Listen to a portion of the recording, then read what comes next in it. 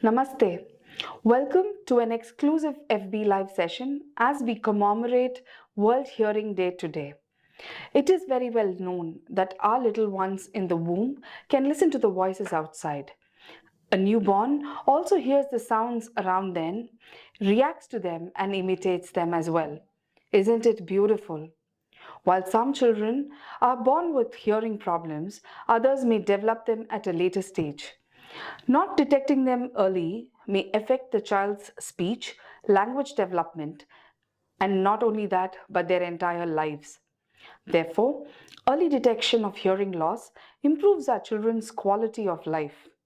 Today, on the occasion of World Hearing Day, we are very happy to have with us Dr. Venkat Karthikeyan C, Senior Consultant ENT, Head and Neck, Neuro-Otology and Cochlear Implant Specialist at Apollo Hospitals, Chennai, to help us understand the importance of early diagnosis and medical intervention in handling hearing loss in children. Thank you very much for joining us today, Doctor. Thank you. Thank you. Doctor, is it true that the first 4 years of the life of a child is critical for speech and language development? If yes, why is it so? Absolutely. I think that's why we talk about the importance of early identification of hearing loss in children. As we know, the brain in younger age in children, it has the nature of what we call a plasticity. It's like a sponge-like action. Whatever you give it to the brain, it absorbs it. And when it comes to the hearing and speech and language development, when the child hears, it gets connected to the speech center, and then child starts speaking and start learning the language. And this critical phase of language development occurs between 1 to 3 years of age. That's why we consider this period as the important window for early identification and also the treatment. Absolutely true. So, what are the symptoms to look out for in children that may indicate that there is a hearing problem? It depends on the age of the child. In younger child, within 1 year of age, if you notice that the child is not responding to the sound stimuli, or the child is not making the noises, even the babbling noises, or the child is avoiding, is not looking at us, and then when you call the child for the name calling, the child is not turning towards you, that indicates a hearing loss. Sometimes the child may respond to a loud sound, but the child may not respond to a normal conversational voice. Again, we need to suspect hearing loss. So, is this hearing loss a genetic condition? It can be both genetic and acquired. Genetic conditions can present because of, commonly in our country, because of the consanguineous marriages. The bad genes can combine to produce the hearing loss in children. And not only genetic, but also the acquired hearing losses, which can happen over a period of time, can be due to infections, different viral infections, bacterial infections, and can be because of trauma, can be because of the medication itself. The drugs can cause hearing loss. Some immune condition, autoimmune condition can cause hearing loss. And there's so many other reasons for the hearing loss in children. So, we've come across various articles or passages that say that a lack of eye contact and focus more on lip movements indicate that there is a hearing problem in kids. Yeah, that's one of the thing we need to, one of the sign we should say, when the child is looking at lip and responding, and especially now during the COVID pandemic, we are wearing masks, and people with hearing loss or children with hearing loss won't be able to hear the sound properly when they can't read the lips. That that results in the identification of hearing loss at that point in time. So yes, that's one of the sign we can say that. So, doctor, when should we ideally start screening a child? Ideally speaking, the according to the Universal Newborn Hearing Screening Program, when the child is born, before they get discharged from the hospital, they should have a hearing screening done. We need to do the what we call the tests, autoacoustic emissions, and ABR, what we call a screening ABR, auditory brainstem response audiometry. We can do it in the hospital itself to make sure the child is hearing fine with the hearing. If not, we need to confirm those, we can do the confirmatory test to identify and rule out the hearing loss. So when children start going to school, should they also be screened periodically? Once we, let's say, the early during immediately after birth or within the first month, they have ruled out a hearing loss. They consider to have normal hearing. Still, there is a possibility that they can acquire hearing loss in the later period, or it can be what we call a progressive hearing loss in the children. So to rule out that possibility, we need to do the hearing tests for the school-going children also. Here, not only we are talking about the sensory neural hearing loss or nerve-related hearing loss, which I told before, but this can also happen because of conductive hearing loss, which means there can be fluid in the middle ear. And the most common condition which causes that fluid is the adenoid enlargement. Children have big tonsil, big adenoids. They can block the tube which connects the nose, back of the nose and the ear. That can result in fluid accumulation in the middle ear. That can also cause middle ear hearing loss. So those things can be picked up during the school screening programs. So you mentioned about progressive hearing loss. Can you elaborate a bit about it? Is it that it happens in stages or it happens over a period of time as the child grows gradually? Or is it that in a year's time they Correct. tend to? Correct. Progressive hearing loss can happen over a period of time. A child whose hearing and speech and language development is normal during the early childhood, during the later part of the life, they can have hearing loss and deterioration of the speech and language also. A child who is speaking normally, who has a good language acquisition, can have impaired speech and the language can be impaired also. So these things can happen in children with what you call syndromic hearing losses, which means there is a hearing loss and there's also other congenital abnormalities in the body, other parts of the body that can cause what you call a progressive hearing loss. The other condition which can cause progressive hearing loss is infections again. Any viral infections which can affect the inner ear can result in progressive hearing loss as well. So what are the techniques or what are the tests that are used to screen a child for hearing problems, doctor? Yeah, there are two important tests. One is what we call OAE, that is called as autoacoustic emissions. Uh, the second one is screening auditory brainstem response audiometry. This can be done in any setup, any hospital setup or as an outpatient also. Um, these tests tell whether the child has a normal hearing or not. If we have an abnormal result in these tests, we need to do a confirmatory test to make sure the child has a hearing loss. And if the child has hearing loss, the degree of hearing loss, whether it is mild, moderate, or severe, we need to find out. Uh, if the screening test uh, outcomes are fine, should we still continue doing them at regular intervals for children? As I told, if we confirm that there is no sensory neural hearing loss, we can always monitor over a period of time they have with other symptoms what we described earlier, whether there is any progression in the hearing loss or a normal child becoming deaf over a period of time, or the the screening in the later period helps to identify the conductive hearing loss, which we talked about in with relation to the adenoid enlargement and the middle ear fluid. We need to do those tests. And, and there's another condition which is called a sudden hearing loss, sudden onset hearing loss, which can happen in both in children and adults. Again, supposed to be due to a viral infection. When that happens, we need to do the test immediately to identify the hearing loss, because if we identify during the acute phase, we can treat with medication, the steroids, especially by ear tablets or injections, or injection into the ear, with good possible recovery from that damage. They can recover the hearing, so they may not need any further treatment also. So early identification, at any point in time, the child complains of hearing loss, we need to check and rule out what we call a sudden onset hearing loss, otherwise called as inner ear stroke.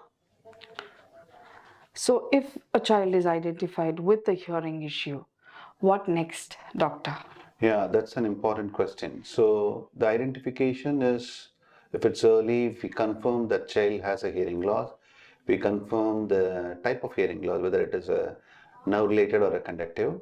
Conductive can be corrected with medications or with surgery. If there is a fluid not responding to medicines, we can do what we call grommet insertion. We can put small tubes in the eardrum, let out the fluid. We can do adenoid surgery to avoid again the blockage uh, by the adenoids on the tube, eustachian tube. And then and the children usually respond to that treatment. They do really well. They start acquiring speech and language again. They start hearing well normally. But if it is a sensory neural hearing loss, we need to know whether it is a mild, moderate, or severe or profound category. For a mild to moderate category, hearing aids are the best options. When we talk about hearing aids, they are devices which amplify the hearing. If we say if the sound is amplified, and then the child starts hearing that normally.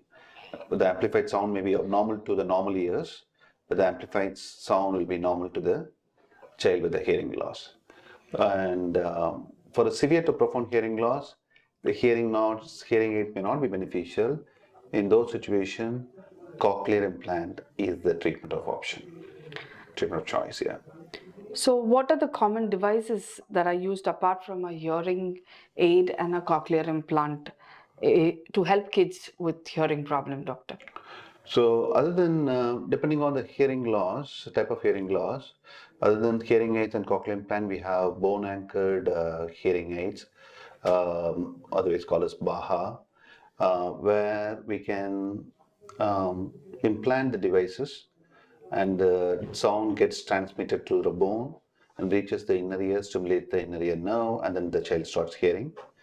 There are assisted learning devices which, apart from hearing aids and cochlear implant, especially in a school environment, like a frequency modulation devices.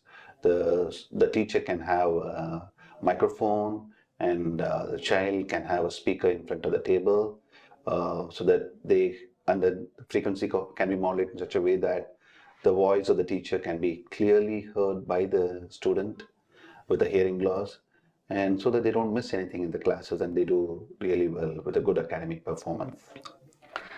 Doctor, you mentioned about cochlear implant. Would you please elaborate about it? Yeah, cochlear implant, I would say it's a boon. It's the greatest innovation of this century, and it's a electronic device, which has two components, which is the external component and an internal component. We surgeons, when we do a cochlear implant surgery, we implant the inner component by making by doing surgery in the ear bone, and then creating a seat or pocket for that inner component. And the inner component has an extension, which is the electrode array, which will be inserted through the ear bone, from the outer aspect of the ear bone to the inner ear, what we call a cochlea. And this electrode array bypasses the damaged nerves. In a young kid, when the nerves are damaged, there are some normal nerves and there's a normal intact hearing, the big nerve. So the cochlear implant bypasses those damaged nerves and stimulate the normal intact nerves, and it converts the sound signals to electrical signals, and then through the nerve stimulation the electrical signals reaches the brain and the child starts hearing. And when the child starts hearing, the speech and language also become normal. So, Doctor, we'll take some questions from our viewers. My 6-year-old complains about hearing and he feels his ears are clogged all the time. Is this a symptom of a hearing issue? Yeah, the ear clogging or ear symptom of any degree should be seen by an ENT specialist. We need to make sure that the child doesn't have a hearing loss.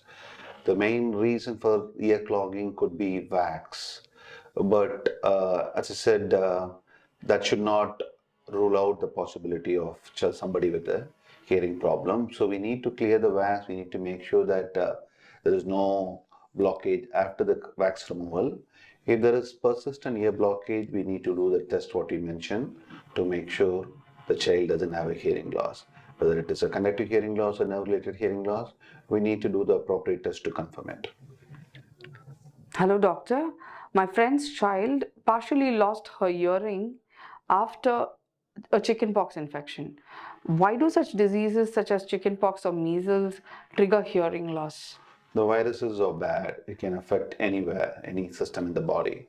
And just like it affects your throat, causing a viral sore throat, it can affect your inner ear, can cause hearing loss. The only difference is when it affects your throat, it recovers and becomes normal after some time. When it affects the inner ear, the nerve damage, it's irreversible. So that's the main difference between viral infections affecting the inner ear and other parts of the body. Just like chickenpox, you have the other common condition is the mumps can affect the hearing loss, can cause hearing loss, and many other viral infections can cause direct damage to those fine nerves within the inner ear and can cause irreversible hearing loss. One very commonly asked question: can constant viewing of television or iPads or phones and using of gadgets such as your hearing devices, such as your AirPods or headphones, lead to gradual hearing loss? Anything in excess is not good for the body. The same with hearing also. The loudness, if it's loud, too loud, or if the duration is small. If you're listening to a loud noise for a longer period of time, your inner ear is bound to get affected. So we need to be very careful when you use the headphones, speaker systems, your electronic devices. We need to make sure that it should not affect your ear in any way. My niece constantly asks me to increase the volume of the TV every time we play the television. Is this a symptom of potential hearing problem? Should I get her checked? Yeah, that's one of those cues to know that somebody is having a hearing problem. When they increase the volume of TV, which is subnormal to the other persons in the room, definitely we need to make sure that the child or the person doesn't have hearing loss. Yes, it is a possibility. Will hearing problem of my kid affect her academic performance? Yes, definitely. Because as I told, you need to have good hearing to learn anything. You need to hear better because it's a binaural thing, which means the hearing is through both the ears, it reaches the brain, and the child assimilates the information, and it helps in the cognition, thinking, and overall performance, academic performance.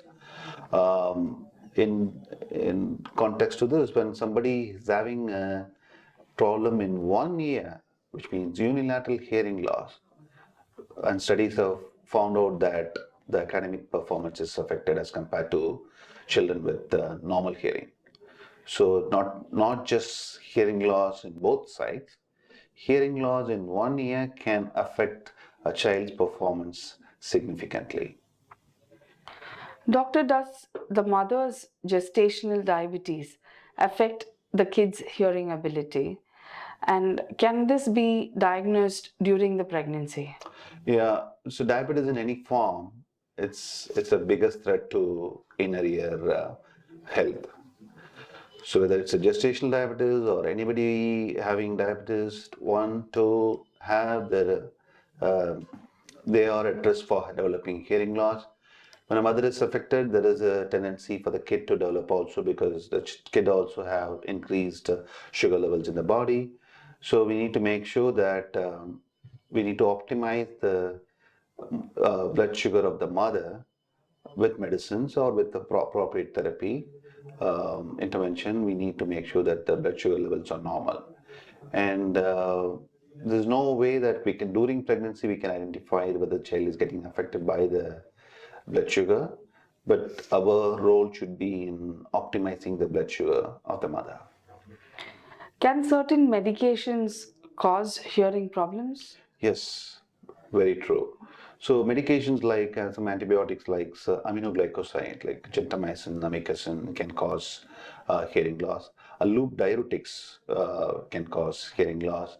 Anti-malarial medications, anti-cancer medication can cause hearing loss. So that's why somebody with a hearing loss, with diagnosed hearing loss, when they go to any doctor, the doctor may not be knowing the history of this patient. So you need to bring it out and say that I have a hearing loss or my child has a hearing loss. So whatever medication you prescribe should not worsen the hearing or affect the hearing of the normal ear.